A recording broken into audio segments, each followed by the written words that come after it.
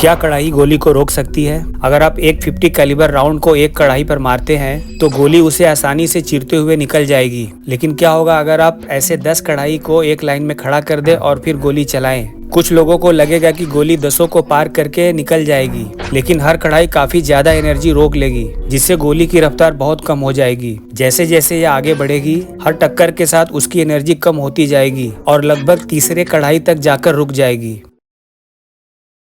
क्या आपने कभी सोचा है कि एंटीपर्स्पिरेंट आपकी आर्मपिट को सूखा कैसे रखते हैं? आपको लगता होगा कि यह केवल पसीना आने से रोकते हैं, लेकिन यह सच नहीं है। दरअसल एंटीपर्स्पिरेंट में एल्युमिनियम सॉल्ट होते हैं। जब इसे लगाया जाता है तो ये सॉल्ट आपकी पसीने के स्वेट ग्लैंड में चले जाते हैं और ऊपर की लेयर पर जमा हो जाते हैं। यह कुछ इस तरह काम करता है जैसे किसी पानी की बोतल पर ढक्कन लगा हो। इसलिए आपका बॉडी अब भी पसीना पैदा करता है, लेकिन एंटीपर्स्पिरेंट इसे बाहर आने से रोक देता है।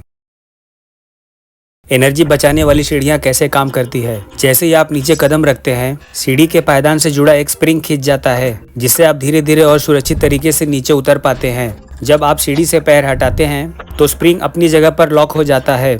ये टेक्नोलॉजी हर कदम को रिलैक्स महसूस कराती है और आपकी एनर्जी की स्पीड को स्प्रिंग में स्टोर कर लेती है। जब आप वापस ऊपर चढ़ते हैं तो फर्श में लगा एक सेंसर आपके पैर के दबाव को महसूस करता है। जैसे ही आप अपना वजन अगले सीढ़ी की ओर बढ़ाते हैं, लॉक खुल जाता है। ये स्प्रिंग की मदद से पिछले सीढ़ी को ऊपर की ओर ढकेलता है, जिसका मतलब है कि आपको सीढ़ियां चढ़ने में अब बहुत कम एनर्जी लगानी पड़ेगी। पहली नज़र में ऐसा लगता है कि एक आदमी सिर्फ एक छड़ी के सहारे हवा में तैर रहा है। असल में जमीन पर एक मजबूत मेटल फ्रेम बिछा होता है जो दिखाई नहीं देता। इस मेटल के ढांचे से एक छोटी रॉड जुड़ी होती है, जिसके ऊपर कलाकार अपनी छड़ी टिकाता है। यह छड़ी अंदर से खोखली और मजबूत होती है। छड़ी के ऊपरी हिस्से से एक लोहे की रॉड जुड़ी होती है, जिसे कलाकार अपनी जैकेट की बाह के अंदर छिपा लेता है। वह सीक्रेट रॉड अंदर ही अंदर एक स्टील के सीट से जुड़ी होती है। कलाकार उसी सीट पर बैठता है जो उसकी पैंट के अंदर छिपा होता है। इस तरह लोहे का यह पूरा ढांचा कलाकार के शरीर का पूरा वजन सह लेता है और दर्शकों को ऐसा लगता है कि जैसे वह बिना किसी सहारे के हवा में बैठा है।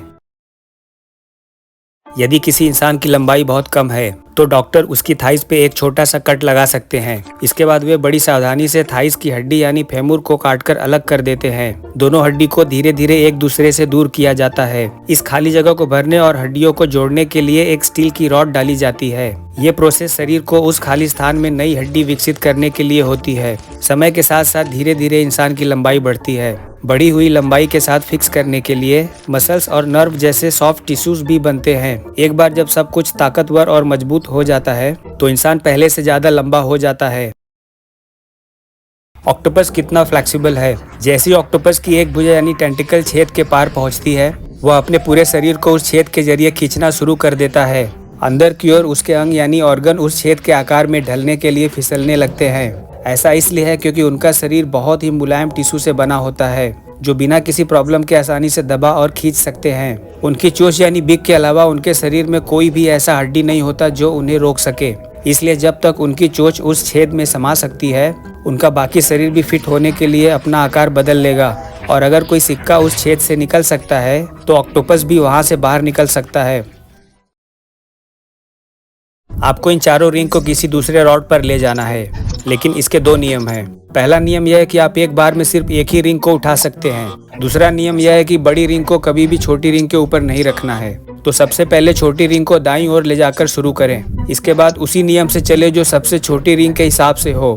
फिर सबसे छोटी रिंग को दाईं ओर ले जाएं। अब तीसरी रिंग को बीच में रखें। जब भी सबसे छोटी रिंग आखिरी रॉड पर पहुंचे, उसे वापस पहले रॉड पर ले आएं। इससे आप दूसरी रिंग के बीच में रख पाएंगे, क्योंकि यह तीसरी रिंग से छोटी है। फिर सबसे छोटी रिंग को बीच वाले रॉड के रिंग के ऊपर रखें। अब नियम के हिसाब से चौथी रिंग को आखिरी रॉड में डालें। अब इन्हीं दो स्टेप को दोहराएं। पहले सबसे छोटी रिंग को हटाएं, फिर बड़ी वाली को, और लास्ट में सबसे छोटी रिंग को वापस पहले रॉड पर ले आएं। इस तरह तब तक करते रहें जब तक पूरा रिंग दूसरी ओर फिर से करेक्ट न हो जाए। प्राचीन सभ्यता के लोग अपने दांतों को डायमंड से सजाते थे। वे तेज हथियारों की मदद से दांतों में छोटे और परफेक्ट छेद करते थे। इसे वे बहुत सावधानी से करते थे ताकि दांत के अंदर की नसों को कोई नुकसान न पहुंचे। ये छेद केवल उतने ही गहरे होते थे जितने में डायमंड फिट हो सके। वे अपनी पसंद के डायमंड चुनते थे और उन्हें दांत के छेद के हिसाब से सही आकार देते थे। एक बार डायमंड फिट हो जाने के बाद उसे परमानेंट चिपकाने के लिए एक नेचुरल सीमेंट का यूज करते थे। अगर आप किसी मरे इंसान की उंगली काट लेते हैं तो आपको लगेगा कि आप इसका उपयोग उसके मोबाइल का लॉक खोलने के लिए कर सकते हैं, लेकिन मोबाइल का सेंसर वास्तव में शरीर की नेचुरल इलेक्ट्रिसिटी का जांच करता है जो इंसान के मरने के बाद समाप्त हो जाती है। अगर आप मोबाइल खोलने के लिए उसके चेहरे का भी यूज करते हैं तो सेंसर चेहरे की मूवमेंट की तलाश करता है। ये प्रोसेस यह निश्चित करने के लिए होती है कि मोबाइल के सामने वाला इंसान वास्तव में जीवित है या नहीं। मोबाइल बहुत जल्दी यह पहचान लेता है कि इंसान मरा है और आप मोबाइल का लॉक खोल नहीं सकते। बुर्ज खलीफा रेत में क्यों नहीं धंसता? स्टील के खंभों को जमीन में गहराई तक गाड़ा गया था और इसकी लंबाई 160 फीट से अधिक थी। इसके ऊपर लगभग 1.5 करोड़ गैलन कंक्रीट डाला गया जिससे 12 फीट मोटा बेस तैयार हुआ। यही बेस टावर के खास पिलर को आपस में जोड़ता है।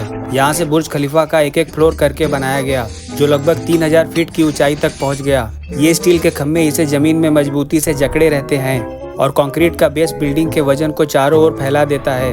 यही टेक्नोलॉजी रेगिस्तान के रेत में बिल्डिंग के वजन को धंसने से बचाती है।